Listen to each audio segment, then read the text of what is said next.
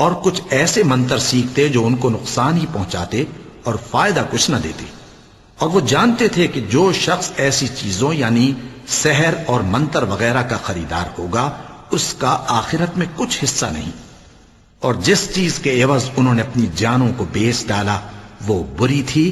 کیا اچھا ہوتا جو وہ اس بات کو جانتے، اور اگر وہ ایمان لاتے اور پرہیزگاری کرتے تو اللہ کے ہاں سے بہت اچھا صلہ ملتا۔ کیا اچھا ہوتا جو وہ اس سے واقف ہوتے۔ اے اہل ایمان، گفتگو کے وقت پیغمبر صلی اللہ علیہ وآلہ وسلم سے راعنا نہ کہا کرو، انظرنا کہا کرو، اور خوب سن رکھو، اور کافروں کے لیے دکھ دینے والا عذاب ہے۔ جو لوگ کافر ہیں، اہل کتاب یا مشرک، وہ اس بات کو پسند نہیں کرتے کہ تم لوگوں پر تمہارے پروردگار کی طرف سے خیر و برکت نازل ہو، اور اللہ تو جس کو چاہتا ہے اپنی رحمت کے ساتھ خاص کر لیتا ہے، اور اللہ بڑے فضل کا مالک ہے۔ ہم جس آیت کو منسوخ کر دیتے یا اسے فراموش کرا دیتے ہیں تو اس سے بہتر یا ویسی ہی اور آیت بھیج دیتی ہیں۔ کیا تم نہیں جانتے کہ اللہ ہر بات پر قادر ہے؟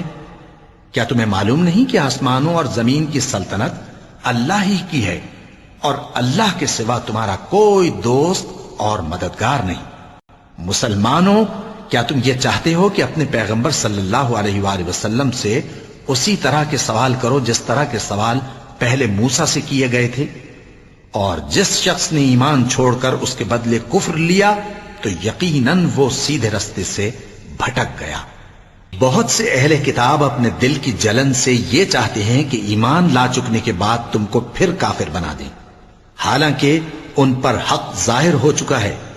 تو تم معاف کر دو اور درگزر کرو یہاں تک کہ اللہ اپنا دوسرا حکم بھیجے۔ بے شک اللہ ہر بات پر قادر ہے۔ اور نماز ادا کرتے رہو اور زکوٰۃ دیتے رہو، اور جو بھلائی اپنے لیے آگے بھیج رکھو گے اس کو اللہ کے ہاں پالو گے۔ کچھ شک نہیں کہ اللہ تمہارے سب کاموں کو دیکھ رہا ہے۔ اور یہودی اور عیسائی کہتے ہیں کہ یہودیوں اور عیسائیوں کے سوا کوئی بہشت میں نہیں جانے گا۔ یہ ان لوگوں کے خیالات باطل ہیں۔ اے پیغمبر، ان سے کہہ دو کہ اگر سچے ہو تو دلیل پیش کرو۔ ہاں، کیوں نہیں؟ جو شخص اللہ کے آگے گردن جھکا دے یعنی ایمان لے آئے اور وہ نیکوکار بھی ہو تو اس کا صلہ اس کے پروردگار کے پاس ہے، اور ایسے لوگوں کو قیامت کے دن نہ کسی طرح کا خوف ہوگا اور نہ وہ غمناک ہوں گے۔ اور یہودی کہتے ہیں کہ عیسائی رستے پر نہیں، اور عیسائی کہتے ہیں کہ یہودی رستے پر نہیں، حالانکہ وہ کتاب الہی پڑھتے ہیں۔ اسی طرح بالکل انہی کسی بات وہ لوگ کہتے ہیں جو کچھ نہیں جانتے یعنی مشرک۔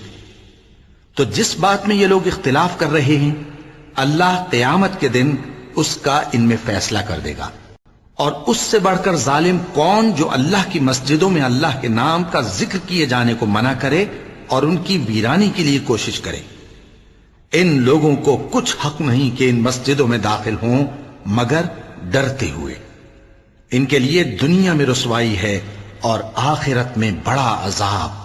اور مشرق اور مغرب سب اللہ ہی کا ہے، تو جدھر بھی تم رخ کرو ادھر ہی اللہ کی ذات ہے۔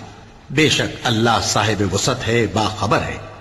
اور یہ لوگ اس بات کے قائل ہیں کہ اللہ اولاد رکھتا ہے۔ نہیں، وہ پاک ہے، بلکہ جو کچھ آسمانوں اور زمین میں ہے سب اسی کا ہے، اور سب اس کے فرما بردار ہیں۔ وہی آسمانوں اور زمین کا پیدا کرنے والا ہے، اور جب کوئی کام کرنا چاہتا ہے تو اس کو ارشاد فرما دیتا ہے کہ ہو جا، تو وہ ہو جاتا ہے۔ اور جو لوگ کچھ نہیں جانتے یعنی مشرک، وہ کہتے ہیں کہ اللہ ہم سے کلام کیوں نہیں کرتا، یا ہمارے پاس کوئی نشانی کیوں نہیں آتی۔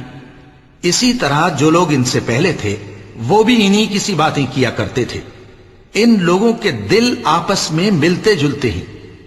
جو لوگ صاحب یقین ہیں ان کے سمجھانے کے لیے ہم نے نشانیاں بیان کر دی ہیں۔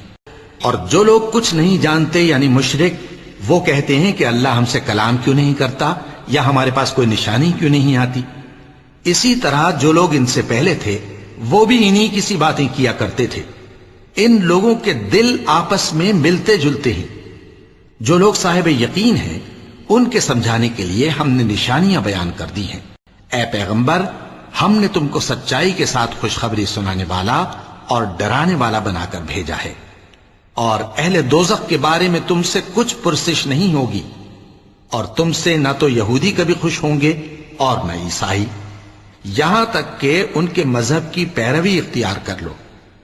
ان سے کہہ دو کہ اللہ کی ہدایت یعنی دین اسلام ہی ہدایت ہے، اور اے پیغمبر اگر تم اپنے پاس علم یعنی وحی الہی کے آ جانے پر بھی ان کی خواہشوں پر چلو گے تو تم کو اللہ کی پکڑ سے بچانے والا نہ کوئی دوست ہوگا نہ کوئی مددگار۔